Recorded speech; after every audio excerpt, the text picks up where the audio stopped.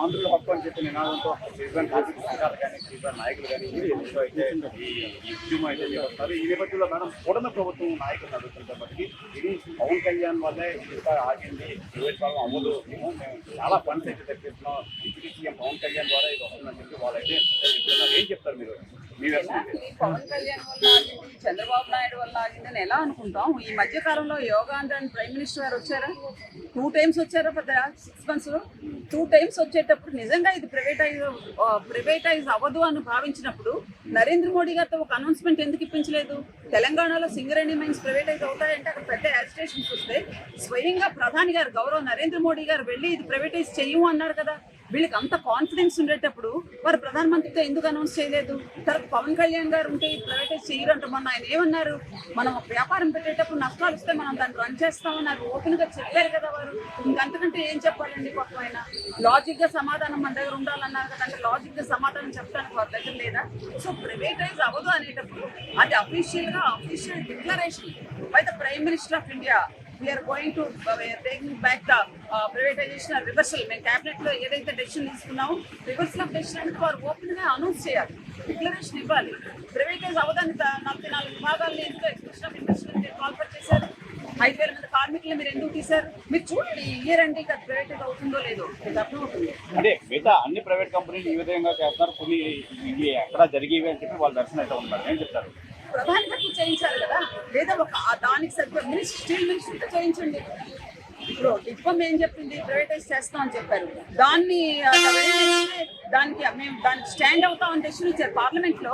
సంబంధించిన శాఖ మంత్రి గారు డిప్పం ఏదైతే చెప్పిందో ప్రైవేటైజేషన్ దానికి మేము నిలబడతాం, ఇది జరుగుతుందని చెప్పారు.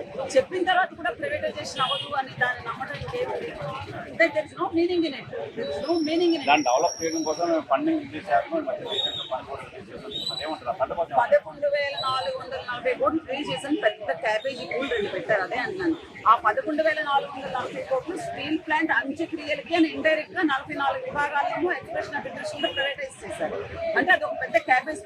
11,440 కోట్ల గోల్డ్ డెప్స్ కింద 1,500 కోట్లు గోల్డ్ డెప్స్ ఇచ్చారండి. డెప్ట్ సర్వీసింగ్ 8,000 కోట్లు ఇచ్చారు. 500 కోట్లు బీఆర్ఎస్ ఇచ్చారు. 1,200 కోట్లు థర్డ్ బ్లాస్ట్ ఫర్నేస్ ఓపెనింగ్ ఇచ్చారు. ఏవి?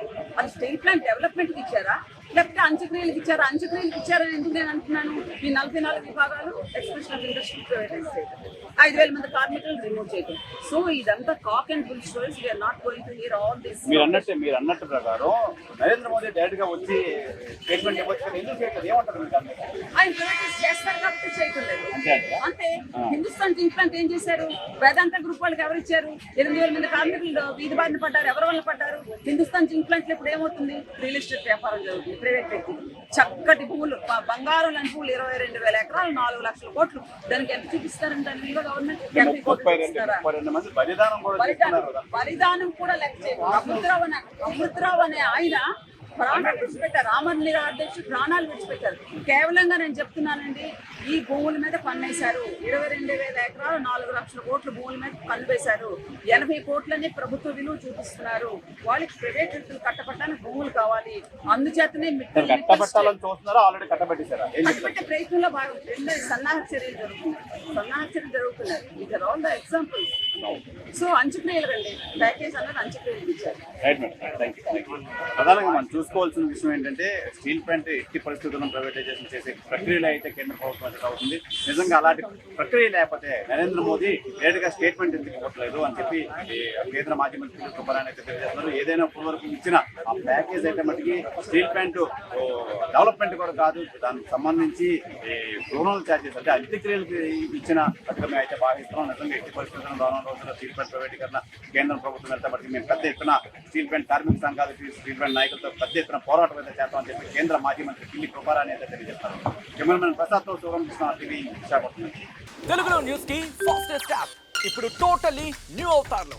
జస్ట్ 5 seconds లో కంప్లీట్ న్యూస్, సోషల్ మీడియాలో ట్రెండ్స్ కి one stop solution, live TV app, voice search option తో ఇప్పుడే డౌన్లోడ్ చేయండి లేదా అప్డేట్ అయిపోండి. యాప్ లింక్ డిస్క్రిప్షన్ లో ఉంది.